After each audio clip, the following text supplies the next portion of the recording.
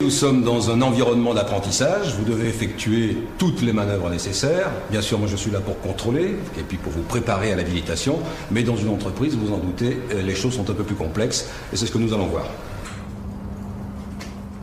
Ce maçon n'effectue aucune opération électrique. Il pose des dalles en béton dans un local électrique. Pourtant, comme il travaille dans un espace réservé aux électriciens, il est habilité B0. Ah ouais, mais si c'est un ingénieur qui rentre dans le local, Bah c'est pareil. Il est B0 comme le maçon. Bien sûr, le niveau d'habilitation ne dépend pas du tout du niveau hiérarchique, ni même des études. Il dépend simplement de la connaissance des risques électriques, et puis bien sûr du rôle attribué à l'intérieur de l'entreprise.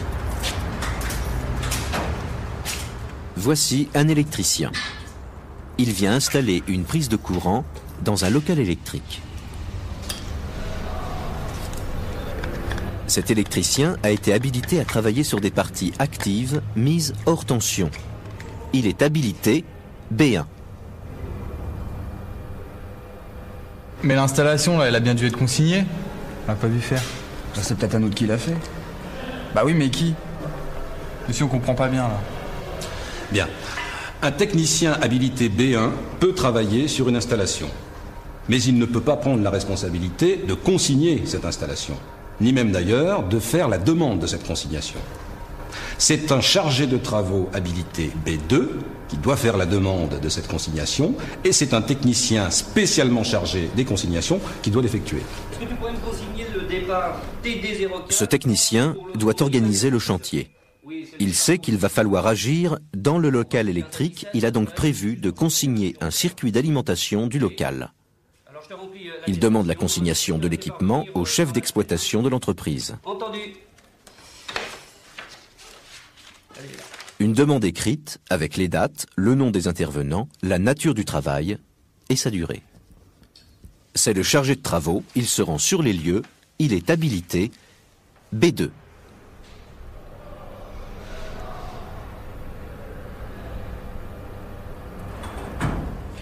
Ce technicien est le chargé de consignation et de déconsignation. Il est sous les ordres du chargé d'exploitation, mais il rend compte au B2 de sa consignation et de sa déconsignation.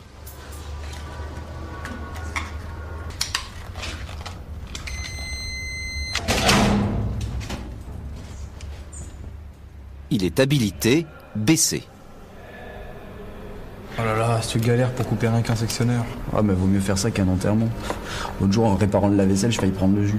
J'avais rien coupé. Heureusement que mon père l'avait fait. Mais si l'intervention, c'est juste un petit travail qu'on peut faire tout seul, il faut quand même tout ce monde-là? Oui, c'est vrai qu'ici la procédure est complexe parce qu'on perturbe une armoire existante qui conditionne la production d'une partie de l'entreprise. Cet électricien va effectuer une intervention ponctuelle.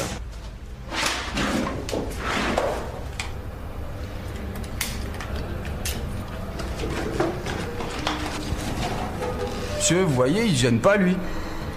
Cette intervention ne demande qu'un seul technicien. C'est un chargé d'intervention et il effectue une consignation pour lui seul.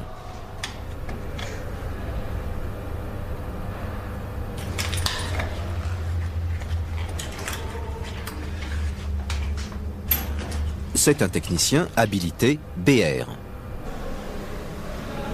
Si c'est, moi je sais pas, un peintre qui doit faire un petit raccord de rien du tout, il doit être habilité lui aussi? C'est ce que nous allons voir.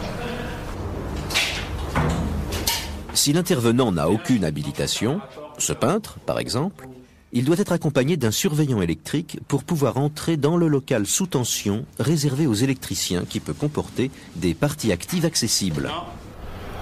Mais monsieur, pourquoi il l'arrête là? Mais parce qu'il est trop près des parties actives. Il faudrait un peintre habilité.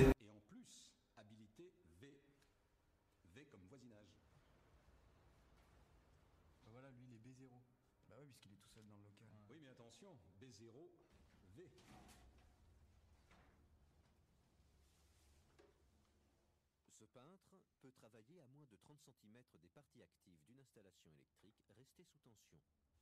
Il est habilité B0V.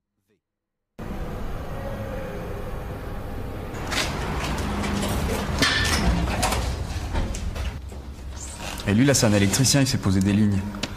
Donc lui, il est habilité B1. Ouais, et comme le courant passe toujours dans l'armoire, il est même B1V. Très bien. Fais attention, hein, sur les bornes, il y a le jus là. Donc tu descends le câble là. Et lui, il y a l'électricien qui a l'air de tout organiser. Lui, lui doit être habilité B2. B2, V. Ah ouais, il travaille à moins de 30 cm des parties actives.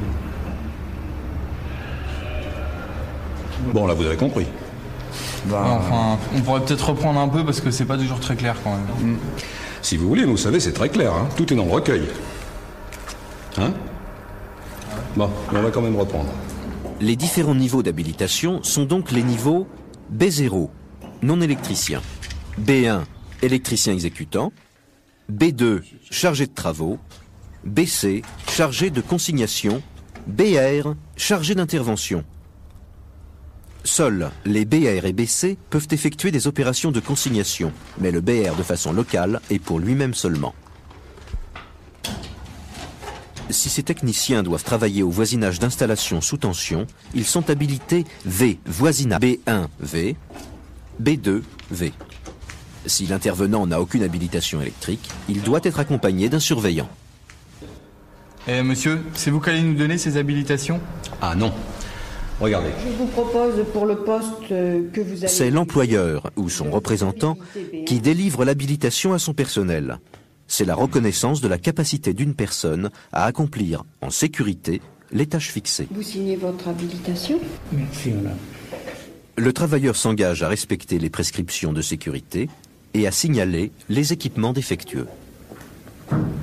Il est donc normal que ce soit l'employeur qui est responsable devant la loi qui décide de l'habilitation. D'abord parce que chaque entreprise a ses propres spécificités techniques, bien sûr, et puis que chaque technicien a ses propres fonctions dans l'entreprise. Ah ouais, moi je serais B2. Et moi BC. Et je gagnerai plus que toi. Oui, oui, bah calmez-vous, on n'en est encore pas là. Hein. Ça ne joue théoriquement pas sur le salaire. Il faudrait d'abord voir si vous savez réagir face à une situation, et puis si vous avez acquis dans votre un certain sens de responsabilité. Ce sera le propos du prochain épisode.